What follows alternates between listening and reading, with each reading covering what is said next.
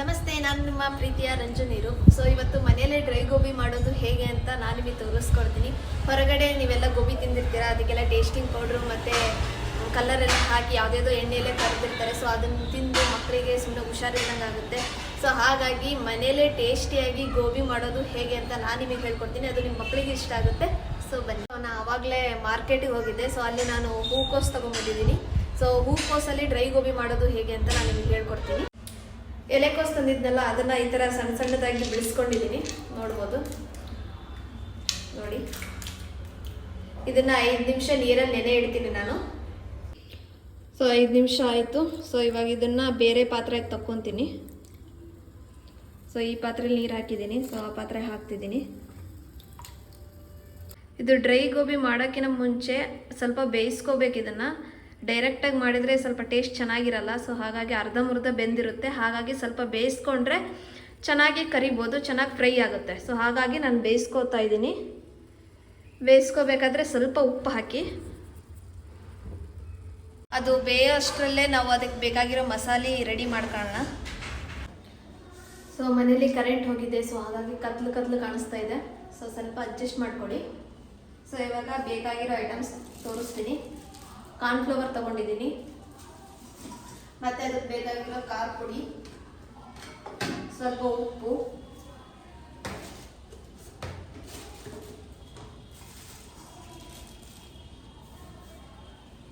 ಹೂಕೋಸನ್ನ ಏನು ಬೇಯಕ್ಕಿಟ್ಟಿದ್ವಲ್ಲ, ಸೊ ಅದು ಬೆಂದಿದೆ ಇಲ್ಲ ಅಂತ ನೋಡೋಣ ಬನ್ನಿ. ನೋಡಿ, ಕುದಿ ಬಂದಿದೆ. ಈ ಥರ ಕುದಿಬೇಕು. ಇನ್ನೊಂದು 5 ನಿಮಿಷ ಇದೇ ಥರ ಕುದಿಸೋಣ. ನೋಡಿ, ಇವಾಗ ಚೆನ್ನಾಗಿ ಬೆಂದಿದೆ. ಸೊ ಇವಾಗ ನಾನು ತೆಗಿತಿದ್ದೀನಿ ಇದನ್ನು. ನೋಡಿ,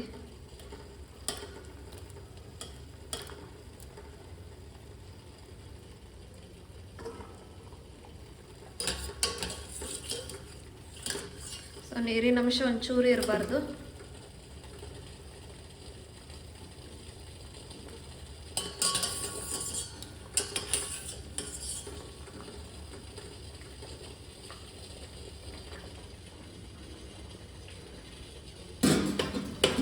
ಸೊ ಇವಾಗ ಸ್ವಲ್ಪ ಇದು ಆರ್ಲಿಕ್ಕೆ ಬಿಡ್ತೀನಿ.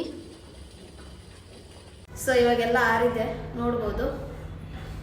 ಇವಾಗ ನಾನು ಇದಕ್ಕೆ ಏನೇನು ಐಟಮ್ ಹಾಕ್ತೀನಿ ನೋಡ್ಕೊಳ್ಳಿ.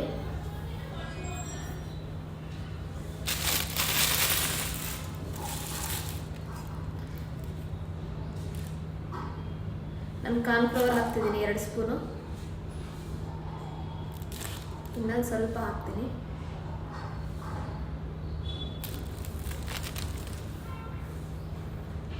ಇವಾಗ ಸ್ವಲ್ಪ ಖಾರದ ಪುಡಿ ಹಾಕ್ತೀನಿ. ನಿಮಗೆ ಖಾರಕ್ಕೆ ಎಷ್ಟು ಬೇಕೋ ಅಷ್ಟು ಹಾಕ್ಕೊಳ್ಳಿ. ನಾನು ಅರ್ಧ ಸ್ಪೂನ್ ಹಾಕ್ತೀನಿ. ಸ್ವಲ್ಪ ನಮ್ಮ ಖಾರ ಪುಡಿ ತುಂಬ ಸ್ಟ್ರಾಂಗ್ ಇದೆ, ಹಾಗಾಗಿ ಸ್ವಲ್ಪ ಅರ್ಧ ಸ್ಪೂನ್ ಹಾಕ್ತೀನಿ.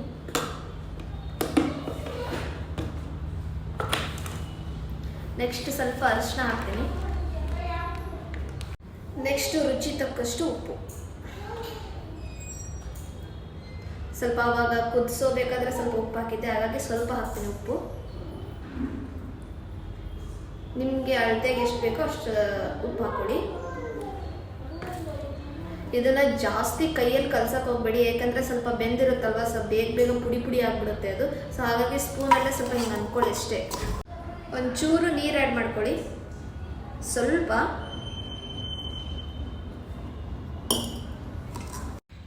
ನೋಡಿ, ಲಾಸ್ಟಿಗೆ ಈ ಥರ ಕಾಣಿಸುತ್ತೆ. ಇವಾಗ ರೆಡಿಯಾಗಿದೆ. ಇದನ್ನು ಸ್ವಲ್ಪ ಕರಿಯೋಣ ಬನ್ನಿ. ಇವಾಗ ಆಲ್ರೆಡಿ ಎಣ್ಣೆ ಕಾಯಕ್ಕಿಟ್ಟಿದ್ದೆ ನಾನು.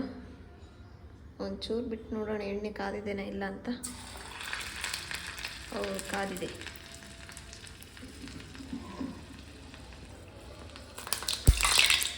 ಕರೆಂಟ್ ಇಲ್ದಕ್ಕೆ ನೀಟಾಗಿ ಕಾಣಿಸ್ತಾ ಇಲ್ಲ, ಸ್ವಲ್ಪ ಬ್ಲ್ಯಾಕ್ ಕಾಣಿಸ್ತಾ ಇದೆ. ಎಣ್ಣೆಲಿ ಬಿಡೋಣ.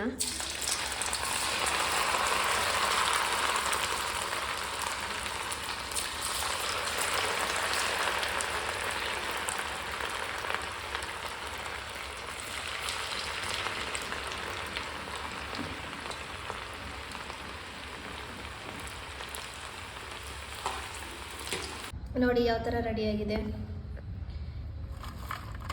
ಕ್ರಿಸ್ಪಿ ಥರ ಆಗಿದೆ. ಸೊ ನೀವು ಮನೇಲಿ ಟ್ರೈ ಮಾಡಿ, ಚಿಕ್ಕ ಮಕ್ಕಳಿಗೂ ತುಂಬ ಇಷ್ಟ ಆಗುತ್ತೆ. ಸೊ ಹೊರಗಡೆ ತಿನ್ನೋಕ್ಕಿಂತ ಮನೇಲೇ ಈ ಥರ ಮಾಡ್ಕೊಂಡು ತಿಂದರೆ ಚೆನ್ನಾಗೆ. ಸೊ ಗೋಬಿ ರೆಡಿಯಾಗಿದೆ. ಸೊ ನೀವು ಈ ಥರ ಮನೇಲಿ ಟ್ರೈ ಮಾಡಿ, ಚಿಕ್ಕ ಮಕ್ಕಳಿಗೂ ತುಂಬ ಇಷ್ಟ ಆಗುತ್ತೆ. ಸೊ ಹೊರಗಡೆ ತಿನ್ನೋಕ್ಕಿಂತ ಮನೇಲೇ ತಿಂದರೆ ಉತ್ತಮ.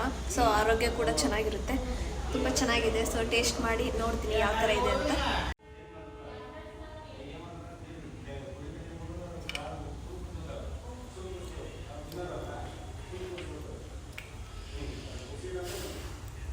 ತುಂಬ ಚೆನ್ನಾಗಿದೆ. ನೀವು ಮನೇಲಿ ಟ್ರೈ ಮಾಡಿಬಿಟ್ಟು ಯಾವ ಥರ ಇದೆ ಅಂತ ಕಮೆಂಟ್ ಮೂಲಕ ತಿಳಿಸಿ. ಇಷ್ಟ ತನಕ ನಾನು ವಿಡಿಯೋ ನೋಡಿದ್ದಕ್ಕೆ ಧನ್ಯವಾದಗಳು.